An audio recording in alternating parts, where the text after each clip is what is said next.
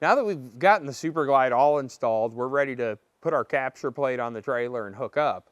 But first, let's talk about the forward stop. In our customer service and tech support department, this is something that we get a lot of calls on.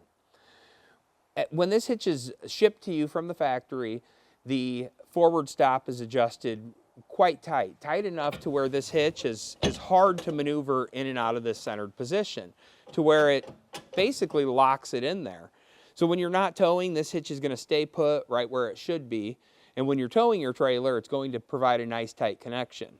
Now, as you start using this hitch, as it starts breaking in, you're going to notice that it will have some looseness there. And you may notice it in a couple of different ways. You might notice it as you're towing, you're getting a little chucking, or you may notice that your hitch is sliding around in the bed of the truck when you're not towing.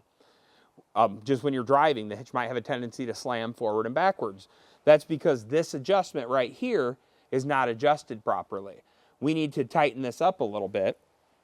So what we need is a 15/16 open end wrench, and there's a jam nut on this side, which we'll just go ahead and loosen up the jam nut. And once we loosen the jam nut, it allows me to adjust this plate right here. I can either adjust it this way or this way.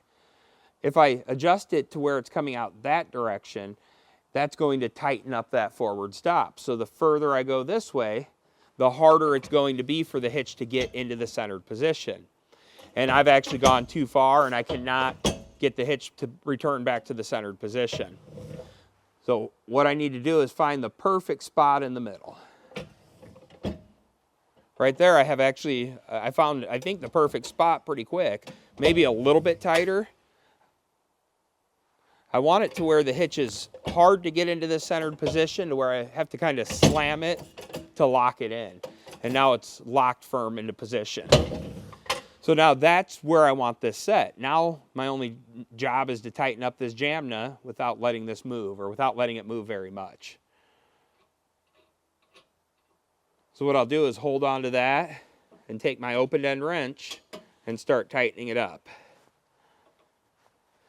Now sometimes that might move a little bit. If so, you might have to try it again. But in most cases, if it moves just a little bit, it's not going to be an issue. Now you can see this hitch is locked into that position, and that really tightens up this connection and prevents any chucking, and also keeps this hitch locked firm into the bed when you're not towing.